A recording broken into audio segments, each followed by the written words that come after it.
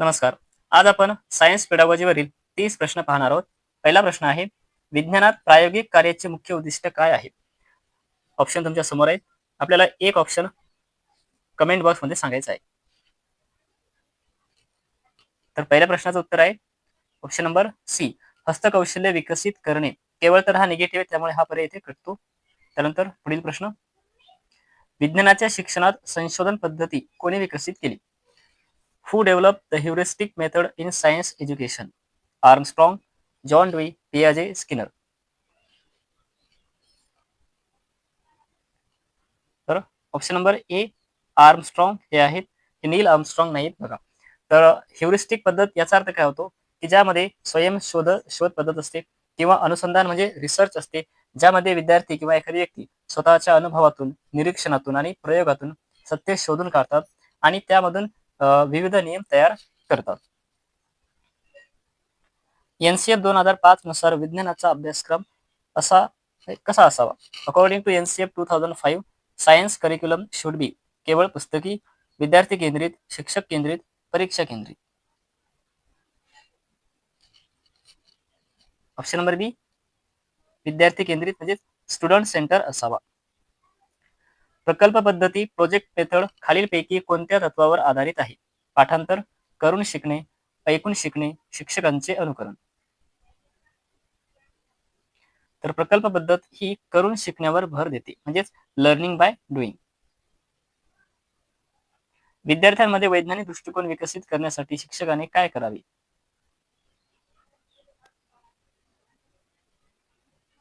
Option बी, विद्यार्थ्याला प्रश्न विचारण्यास प्रोत्साहन द्यावे.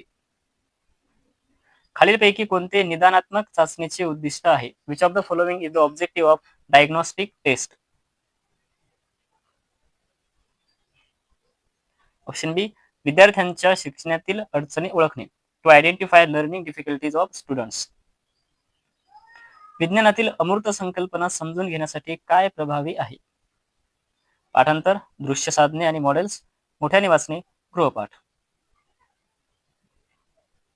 ऑप्शन बी, दृश्य साधने आणि मॉडेल्स.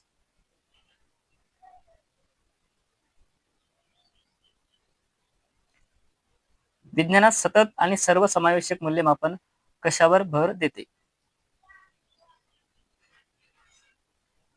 ऑप्शन सी, संज्ञानात्मक म्हणजे संज्ञानात्मक आणि सहसंज्ञानात्मक विकास. क्षेत्रभेट फील्ड ट्रिप विज्ञानात का महत्वाचे आहे? ऑप्शन बी, प्रत्यक्ष अनुभव मिळवण्यासाठी, to get hands on experience. विज्ञानाच्या चांगल्या पाठ्यपुस्तकात काय असावे? ऑप्शन बी, वैज्ञानिक दृष्ट्या अचूक माहिती असावी, सायंटिफिकली ॲक्युरेट इन्फॉर्मेशन. प्रॉडक्ट पेक्षा प्रोसेसवर लक्ष केंद्रित करणे म्हणजे काय?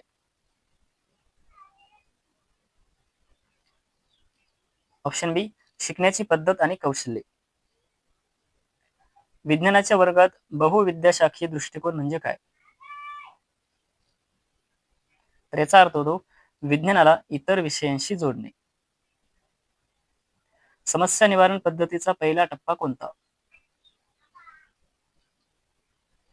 तर आपल्याला समस्येचं निवारण तेव्हाच करता येईल जेव्हा आपल्याला समस्या म्हणजे काय किंवा तिची ओळख माहिती असेल तेव्हा. समस्येची ओळख, आयडेंटिफिकेशन ऑफ प्रॉब्लेम.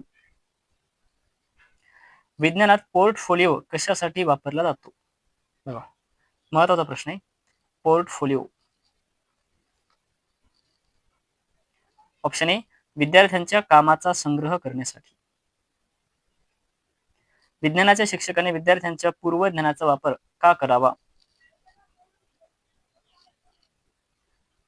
नवीन ज्ञान जुन्या ज्ञानाशी जोडण्यासाठी, to link new knowledge with old knowledge. विज्ञानात प्रभावी संवाद कशासाठी आवश्यक आहे? Why is effective communication necessary in science? Option A, कल्पना स्पष्ट करण्यासाठी. विज्ञान जत्रा सायन्स फेअर आयोजित करण्याचा उद्देश काय? ऑप्शन बी, सृजनशीलता आणि वैज्ञानिक कौशल्य प्रदर्शित करणे. आगमनात्मक पद्धत म्हणजे काय? हा एक खूप महत्वाचा प्रश्न आहे, आगमनात्मक आणि निगमनात्मक. तर आगमनात्मक म्हणजेच उदाहरणावरून विविध नियम तयार करणे. ठीक आहे. उदाहरणाकडून नियमाकडे. Example to rule. इंडक्टिव्ह याला आपण असंही करू शकतो. इंडक्टिव्ह म्हणजेच आय. ठीक आहे. एक्झाम्पलचा ई आणि रूलचा rule. IER. Inductive example rule. Example to rule. आगमनात्मक म्हणजेच उदाहरणाकडून नियमाकडे. 19. निगमनात्मक पद्धती म्हणजे काय?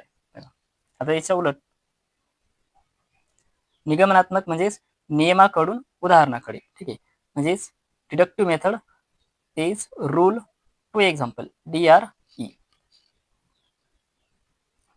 विज्ञानात उपचारात्मक अध्यापन कोणासाठी असते? For whom is remedial teaching intended in science.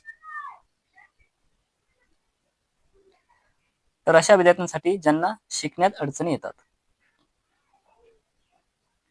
विज्ञानाच्या वर्गात चर्चा म्हणजेच डिस्कशन का महत्वाचे आहे?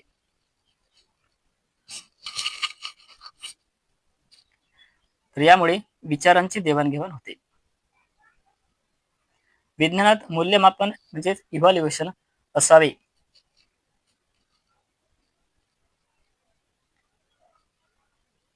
तर ते वस्तुनिष्ठ असावे म्हणजेच ऑब्जेक्टिव्ह. ब्लूमची वर्गीकरण पद्धती कशाशी संबंधित आहे?